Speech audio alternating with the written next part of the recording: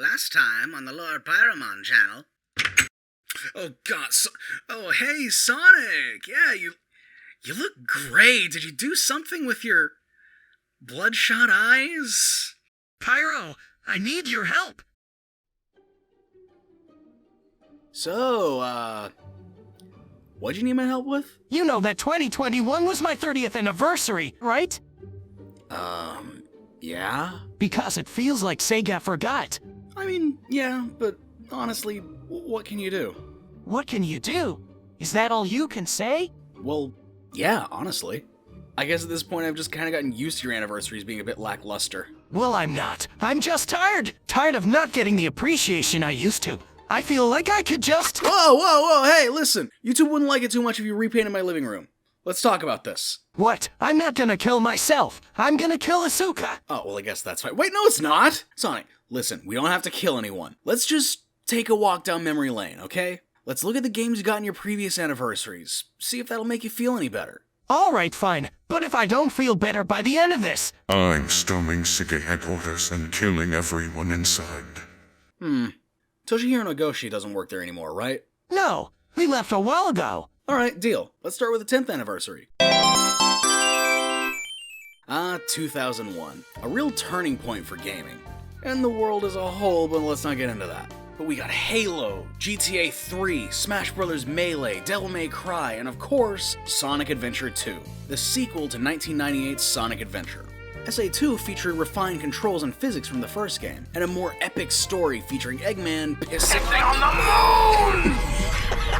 For the 10th anniversary, Sonic Team wanted to celebrate with a bigger story and even higher stakes, while also introducing a mysterious doppelganger to Sonic with ambiguous goals. And a lot of porn. Dear God, there's so much porn. But yeah, the game's pretty good, to the degree that many people still consider it one of the best in the series to this day. This was also the first mainline game to feature Eggman as a playable character, which in itself is a cool feature. 2001 also saw the release of Sonic Advanced, the first ever Sonic game playable on a Nintendo console. Dogs and cats living together, mass hysteria! Sonic Advance was also the first 2D Sonic game to release since Sonic Blast for the Game Gear? Oh my gosh, I'm sorry, I didn't realize. I can still hear the screams. There's really not much to say on Sonic Advance. It's a fun 2D platformer for the GBA, and feels enough like the Genesis games to fill whatever void classic fans might have had at this point. 2006, the start of a new console generation ushered in by a couple good games. But generally, the first year of the 7th console generation was a transitional period, which led to a lot of jank as developers got used to the new hardware. Sonic Team was no exception to this rule, as this year they released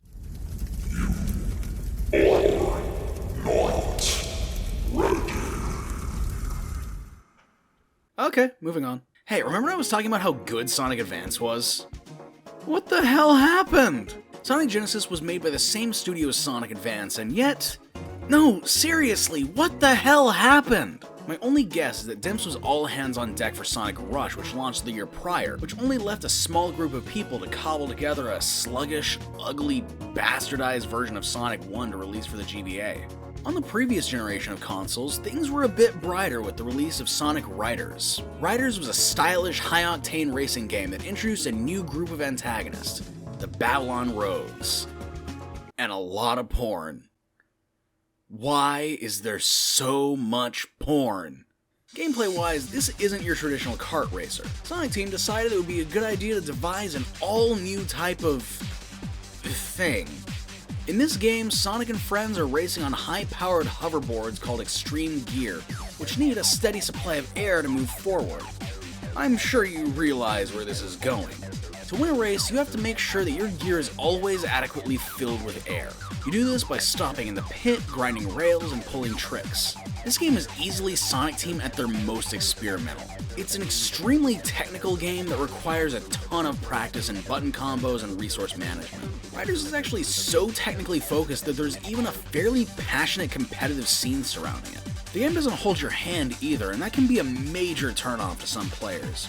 But if you stick it out and put it in the practice, it can be a really fun and rewarding experience. That being said, this has to be the worst Supersonic in the entire franchise. The game was not meant to be played like this. So now that I think about it, I bet the reason why Sonic Riders Supersonic is so is specifically because of Sonic R and how insanely OP Sonic is in that game. Riders wasn't the only Sonic racing game to come out in 2006. The year also saw the release of Sonic Rivals for the PSP.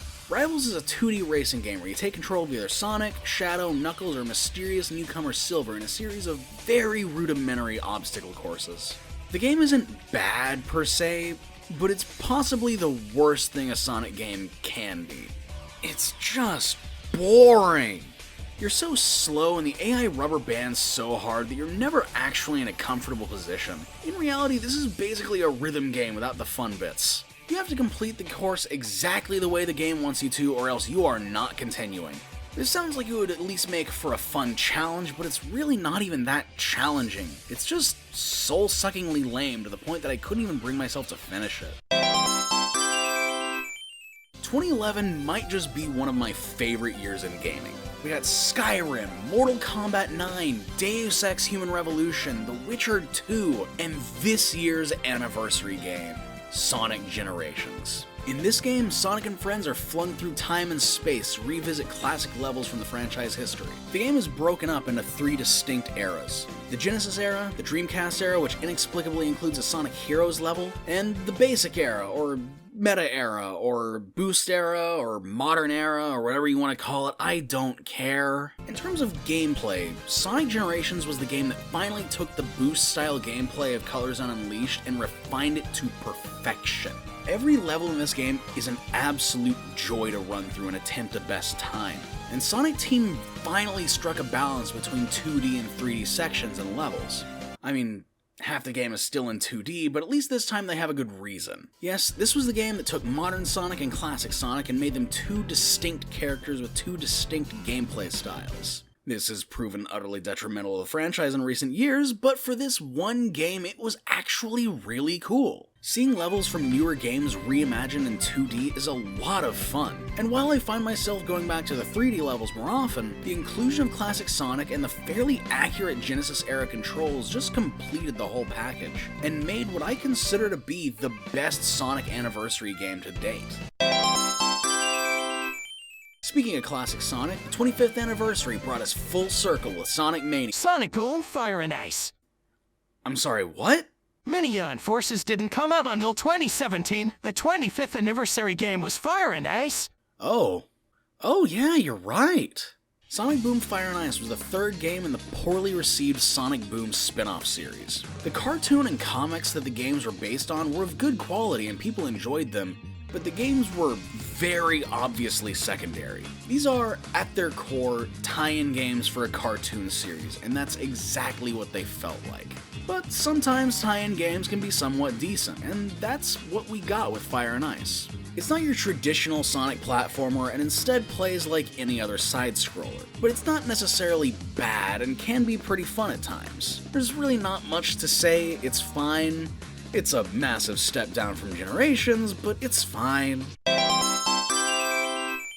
Finally, we reached 2021, where we got Jack shit. Oh, that's not true. You got the Colors remaster, which was a broken mess that gave people seizures. I mean, they patched most of that stuff after launch. Alright, I'm done with this. Thanks for trying, but I'm off to kill everyone. Wait.